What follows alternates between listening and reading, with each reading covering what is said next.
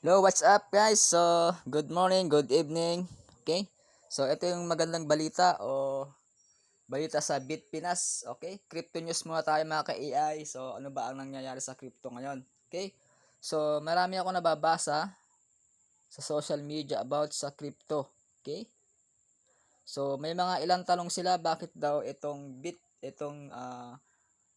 ating crypto Pilipino o itong CoinsPH, lalo ng CoinsPH na ginagamit natin ngayon. So maraming Pilipino ang di gumagamit ng sariling ating local coins, lalo na yung CoinsPH. Okay? So ano ba yung mga local wallet sa Pilipinas katulad ng CoinsPH, merong Gcrypto, ano pa? Yeah, Maya at iba pa. Okay? So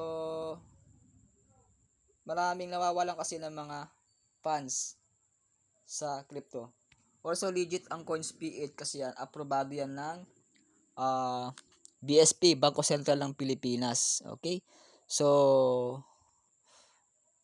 maraming dahilan kung bakit maraming Pilipino ang hindi pa rin gumagamit ng local crypto platforms gaya ng CoinsPH. So, kahit na ito ay sa sariling atin at merong legal na operasyon sa bansa. So, narito yung mga ilan sa mga pangunahing rason. Okay? Unang-una, kakulangan sa kaalaman o lack of awareness of education. So, kailangan educate natin yung mga Pilipino, okay? Tungkol sa crypto, okay? So, marami pa rin mga Pilipino ang hindi familiar sa cryptocurrency. Siguro mga 3% lang ang nakakaalam sa crypto, okay? Ang populasyon ng Pilipinas nasa 140 million. So, 3 to 4% lang ang awareness sa crypto. So, ang iba naman, so naririnig nila na ang crypto bilang scam daw o pangmayaman kaya iniiwasan agad. So, maling konsepto po 'yon. Okay? So, may mga ibang trust issue at negatibong imahe ng crypto. Okay? Dahil nga sa mga crypto, may mga scams, pyramiding at mga rug pulls. So, nadadamay ang mga legit na platforms gaya ng CoinsPH. So, nagkakaroon lang ng hindi magandang ehemplo sa crypto kapag may mga pyramiding scheme sa crypto. Ayan, nagkakaroon ng rug pull. Okay? Kaya sabing scam ng crypto. So, kailangan talaga, sabi ko nga, kailangan mo ng tamang kaalaman, awareness o education sa crypto. Okay? Bago ka mag-crypto. Okay? So, ang crypto madalas na naiisip nila bilang delikado kahit may regulation sa mga legal na platform. Okay? So, based sa mga naririnig ko, okay, mga user experience at mga technical issues. Minsan may mga users na nagrereklamo. Okay? Mabagal daw yung customer service. Okay? Yan yung mga local wallet natin. Ayan. So ito yung mga comment ng iba, SEC daw not really protecting the retailers and hustlers but protecting the people who owns the standard local exchanges. Ayan. So, mas gusto nila yung mga foreign exchange like Binance, Bybit. Okay? O, ano ba yung dahilan kung bakit ayaw nila sa CoinsPH? Yun nga, unang-una, mabagal yung customer service, nagkakaroon ng bugs and downtimes, kakulangan ng features at kumpara sa international exchanges. So, dahil dito, mas pinipili ng mga na iba na piliin yung Binance, Coinbase, ayan, kaysa sa CoinsPH. Okay? Ano pa ba? Ano pang dahilan? Mababang adoption sa crypto sa araw-araw. So, hindi pa karaniwan na tumatanggap ng crypto ang mga negosyo sa Pilipinas. Okay? So, ang maganda sa crypto, pwede mong pambayad to sa 7-Eleven gumagamit ng crypto, GCash, may crypto na tayo. Okay? Yan, malaking tulong talaga ang crypto para mapabilis yung ating transaction payment. Okay?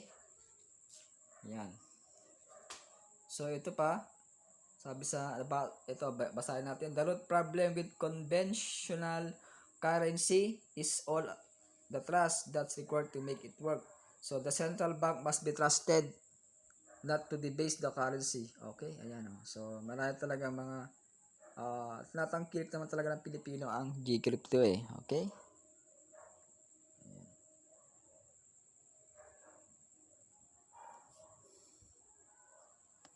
So, ano pa?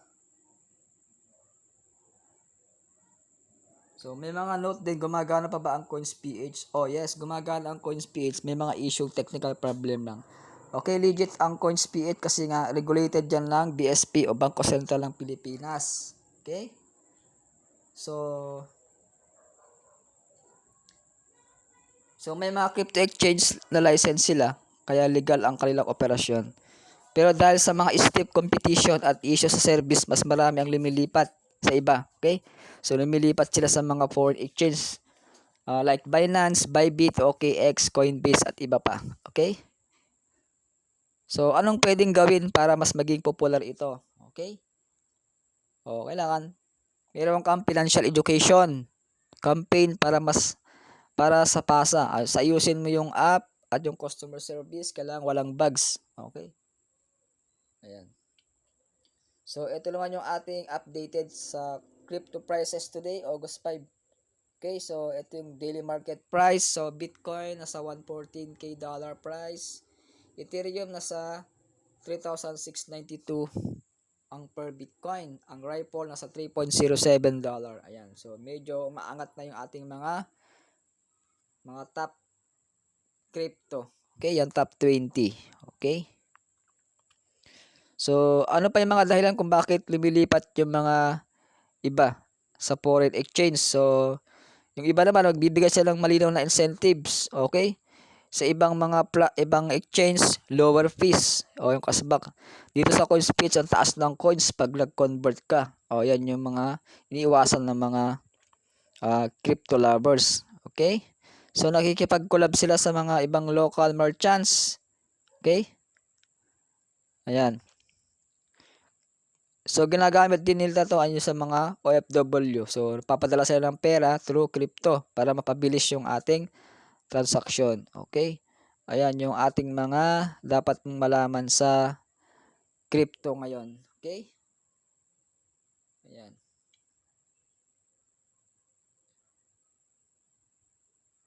Okay, kung meron kang katanungan, so dyan sa comment section, anong masasabi mo sa ating talakayan ngayon sa about sa crypto world. Okay?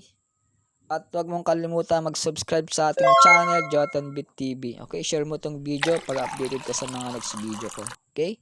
Huwag mong kalimutan i-like, paki-like na rin, okay, ang ating video. Okay?